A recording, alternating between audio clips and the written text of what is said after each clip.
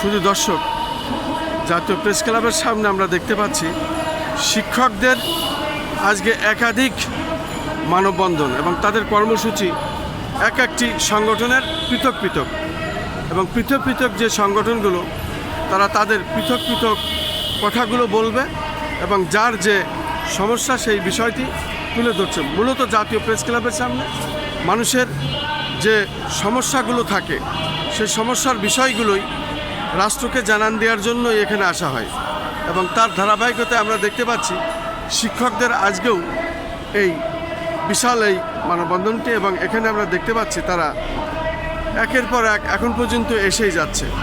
আপনারা এই বিষয়ে কে ভালো বলতে পারবেন? নাম পরিচয় দিয়ে বলুন। আসসালামু আলাইকুম রহমতুল্লাহ। সম্মিলিত নন এমপি ঐক্য পরিষদ কেন্দ্রীয় কমিটি কর্তৃক আয়োজিত আজকের এই লাগাতার অবস্থান কর্মসূচির প্রথম দিনে আমি মোহাম্মদ গোলাম মুস্তফা, কেন্দ্রীয় সমন্বয়ক। প্রিয় দেশবাসী, আমরা সম্মিলিত নন এমপি ঐক্য পরিষদ দীর্ঘ ফ্যাসিস্ট সরকারের আমল থেকে আন্দোলন সংগ্রাম করে আসছি। ফ্যাসিস্ট সরকারের শিক্ষামন্ত্রী আমাদেরকে কথা দিয়েছিল, তিনি কথা রাখেন নাই। তিনি বিদায় নেওয়ার পূর্ব মুহূর্তে আমাদেরকে বলেছিল অল্প কয়েকদিনের মধ্যে আমরা এমপিও করে যাব, কিন্তু আল্লাহ তাদের তারা যে আমাদের উপর জুলুম করেছিল, আল্লাহ সেই জুলুমের বিচার করেছেন। তারা আমাদের দেশে নেই। এরপরে ইন্টারিম গভর্নমেন্টের কাছে আমরা 87 দিন এই প্রেস ক্লাবের চত্বরে শুয়ে থেকে 87 দিন আন্দোলন করেছিলাম। সেই 87 দিন আন্দোলনে আমাদের তৎকালীন শিক্ষা উপদেষ্টা বারবার বলেছিল আপনাদেরকে কথা দিয়েছি আমি এমপিও দিয়ে যাব, কিন্তু আমাদেরকে প্রথম 11তম দিনে আমাদের নন এমপি শিক্ষকদের সাথে প্রথম প্রতারণা করলেন। আমাদেরকে বলল এই মাসের মধ্যে আমরা এমপির আবেদন নেব। আমরা তাদের কথা শুনে আমরা এই রাজপথ থেকে আমাদের শিক্ষা প্রতিষ্ঠানে চলে গিয়েছিলাম। আমরা আমাদের প্রিয় শিক্ষা প্রতিষ্ঠানে শিক্ষাদান করছিলাম, কিন্তু আমরা দেখলাম আমাদেরকে যে তারা আশ্বাস দিয়েছে সেটা দূরে বালি, তারা আমাদেরকে মিথ্যা আশ্বাস দিয়েছে। তাই আমরা আবারও আন্দোলনে আসলাম। 3 দিন আন্দোলন করার পরে তারা আবারও আমাদেরকে কথা দিল যে আগামী জুন মাসের মধ্যে আপনাদের এমপির আবেদন নিব এবং জুলাই মাস থেকে এমপি কার্যকর হবে।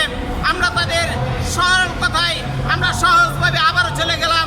প্রিয় দেশবাসী, কিন্তু আমাদের সাথে আবারও প্রতারণা করা হলো। আমরা আবারও একটানা 87 দিন আন্দোলন করলাম। এই রাজপথে ঈদের রোজার সময় এখানে ইফতার সেহরি করেছি, আমরা এখানে রাজপথে শুয়ে দেখেছি, কিন্তু আমাদের সেই যে আশ্বাস আমরা বাস্তবায়ন পাই নাই। আমাদেরকে যে আশ্বাস দিয়েছিল শিক্ষা উপদেষ্টা মহোদয়, আমাদের 11 জন নেতৃবৃন্দের সাথে সরাসরি বলেছিল আমি কথা দিয়েছি আমি অবশ্যই এমপিও দিয়ে তারপর যাব। প্রিয় দেশবাসী, এখন আপনারা কি চাচ্ছেন, কাকে জানান দিচ্ছেন? এমপির আবেদন করলাম। এমপির আবেদন করার পরে ইন্টারিম গভর্নমেন্ট যখন শেষ মুহূর্ত, তখন আমাদের এই আবেদনগুলো যাচাই বাছাই হলো। 1719টা প্রতিষ্ঠান এই যাচাইয়ে আমাদের উত্তীর্ণ হলো। টিভিতে হেডলাইন হলো 1719টি প্রতিষ্ঠান এমপিওভুক্ত হতে যাচ্ছে, কিন্তু কোন কি ঝড়ে এসে পরের দিনে আমাদের এই অদৃশ্য ঝড় এসে আমাদের সকল কিছু তছনছ করে দিল। আমাদের সেই ফলাফল আর ঘোষণা হলো না, সরকার চলে গেল। বর্তমান সরকার আসলো। বর্তমান সরকার আসার পরে আমাদের শিক্ষকদের সাথে টাল বাহানা শুরু করেছে। আমাদেরকে বলেছে শিক্ষকদেরকে আর কখনো রাজপথে আসতে হবে না। আমরা তাদের সরল কথায় বিশ্বাস করে আমরা রাজপথে আসিনি। বর্তমান প্রধানমন্ত্রী, বর্তমান শিক্ষামন্ত্রী মহোদয়ের কাছে আমরা স্মারকলিপি পেশ করেছি। সেই স্মারকলিপির কোনো ধরনের প্রত্যুত্তর আমরা শিক্ষকরা আজও পাইনি। আমাদের এই অনাহারে শিক্ষকগুলো, আমার পাশে একজন শিক্ষক আছেন যাকে আজকে আপনাদেরকে দেখানোর জন্য নিয়ে এসেছি। যার চাকরি বয়স হয়েছে মাত্র 4 মাস। উনি গত আন্দোলনে আমার সাথে ছিলেন। এই 4 মাসের এই শিক্ষককে আমরা কি দিয়ে সান্ত্বনা দেব? দেশবাসীর কাছে আমার প্রশ্ন, মাননীয় প্রধানমন্ত্রীর কাছে প্রশ্ন। আমাদের এই শিক্ষকগুলো না খেয়ে আছে। মাননীয় শিক্ষামন্ত্রী, আপনি দেখেছেন আমার এই শিক্ষক ভাইয়েরা না খেয়ে অনাহারে বিরোধিবাদ করছে। তাই আমরা আবারও রাজপথে এসেছি। এবার সিদ্ধান্ত নিয়ে এসেছি আমাদেরকে হয় এমপিও দিবে, না হয় আমাদের লাশ আমাদের বাড়িতে যাবে। মাননীয় প্রধানমন্ত্রী, শিক্ষামন্ত্রী মহোদয়ের কাছে আমাদের করজোড়ে নিবেদন, প্রাণের দাবি, আমাদের প্রিয় শিক্ষা প্রতিষ্ঠান